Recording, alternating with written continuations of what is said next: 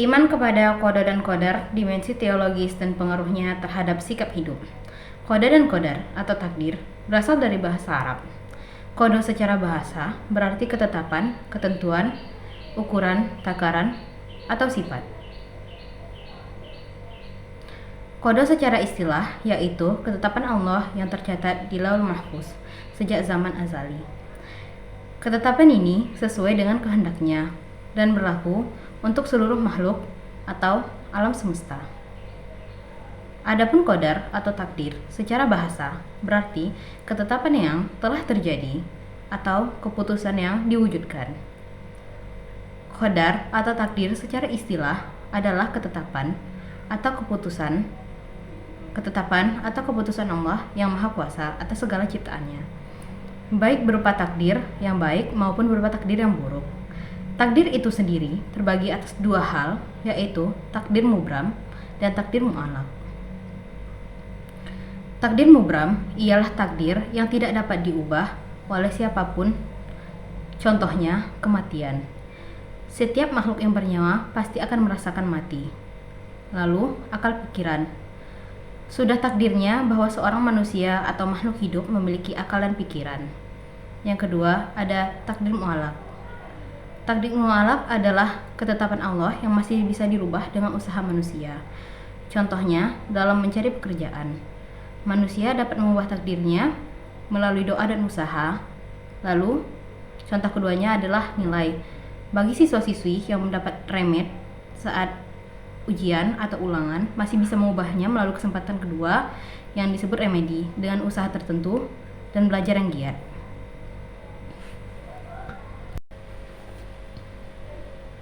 Hubungan qada dan qadar dengan ikhtiar dan doa. Qada dan qadar merupakan takdir atau ketetapan Allah terhadap segala hal yang ada di dunia ini. Ketetapan yang diberikan tentunya sesuai dengan takaran dan ukuran yang pasti. Secara terminologi, doa adalah mendekatkan diri kepada Allah dengan seluruh jiwa dan raga untuk mengungkapkan suatu permohonan. Qada dan qadar atau takdir, ikhtiar dan doa merupakan tiga hal yang saling berkaitan dan tidak dapat dipisah. Ketiganya tidak bisa dipisah karena mengaruhi satu sama lain. Dengan kekuasaannya, Allah menciptakan suatu ketetapan yang tidak dapat dirubah oleh siapapun. Namun, di sisi lain, manusia diberikan kebebasan untuk menentukan ketentuan seperti apa yang mereka inginkan dengan usaha baik yang dimiliki. Namun tetap saja manusia tidak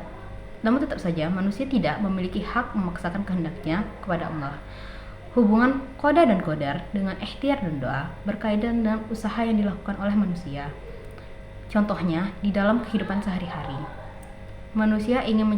Seseorang ingin mencari pekerjaan. Ketika seseorang ingin mencari pekerjaan di suatu tempat, di sana telah ditentukan porsi setiap rezeki yang akan dapat. Namun apabila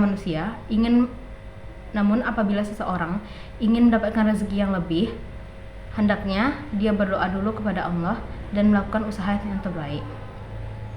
Namun apabila ia telah berdoa, selanjutnya hendaklah ia serahkan semuanya kepada Allah, karena bagaimanapun juga semuanya akan kembali kepada ketetapan yang telah ditentukan.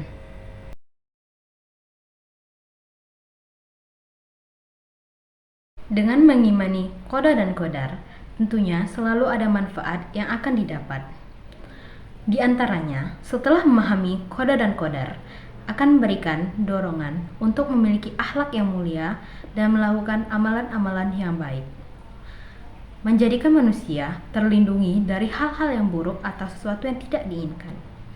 Manusia dapat terhindari dari sesuatu yang buruk atau hal yang tidak diinginkan dengan berdoa kepada Allah diiringi dengan usaha yang maksimal.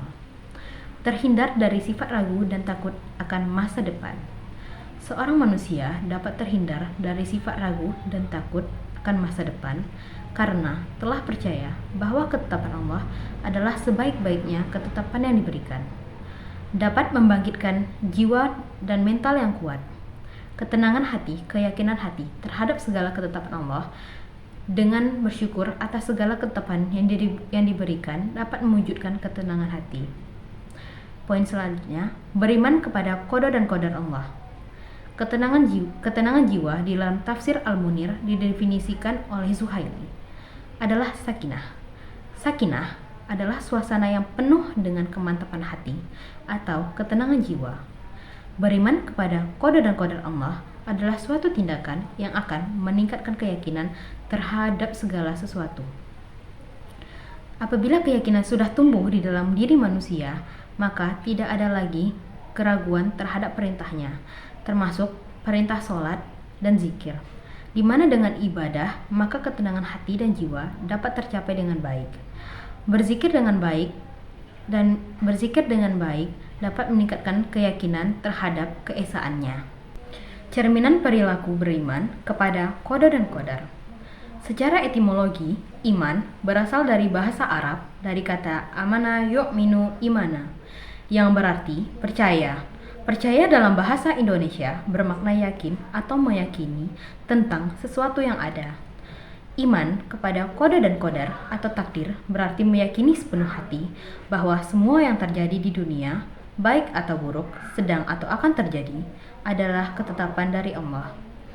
Iman kepada qada dan qadar adalah salah satu rukun iman yang mana apabila seseorang tidak mengimani qada dan qadar, maka keimanan seseorang itu dianggap tidak sempurna.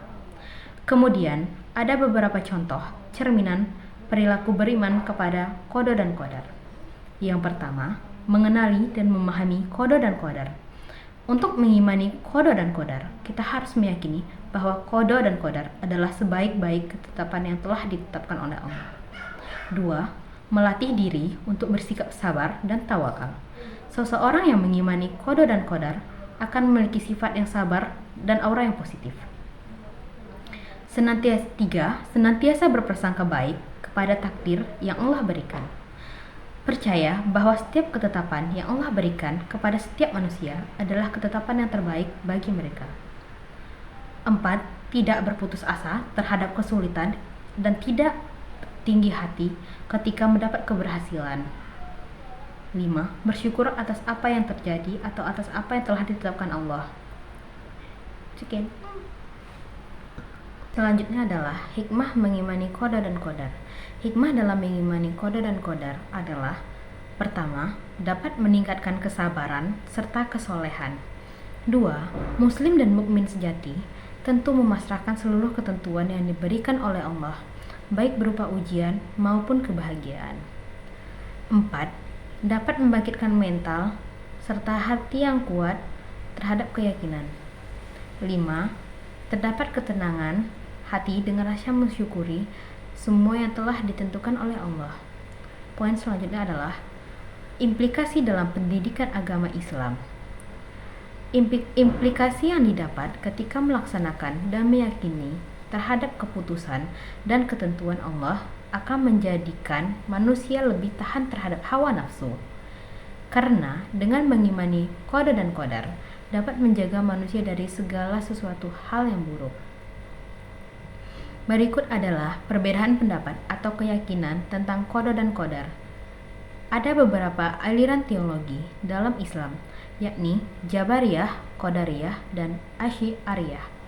Masing-masing memiliki pemahaman yang berbeda tentang qada dan qadar atau takdir. Dalam golongan pertama, yakni Jabariyah, berkata, mereka mempunyai akal dan pikiran yang mereka tancapkan dalam diri mereka, yaitu dengan mempercayai dan meyakini bahwa manusia tidaklah dapat melakukan kegiatan sendiri karena semuanya telah diatur dalam ketetapan Tuhan semesta alam. Lalu ada aliran Jabariyah yang berkata, dengan menguatkan pemikiran dan keyakinan bahwa tidak ada yang mampu manusia lakukan karena semuanya telah ditentukan oleh Allah. Sedangkan aliran Asy'ariyah berisi mazhab teologi yang didasarkan pada pemikiran Imam Abu al-Hasan al-Asy'ari dengan pemahaman penjelasan mengenai pendapat yang berbeda akan qada dan qadar.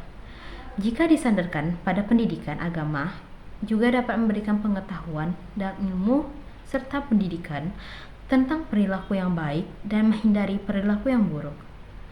Juga pemahaman akan dampak positif dan negatif dari berbagai aliran tadi.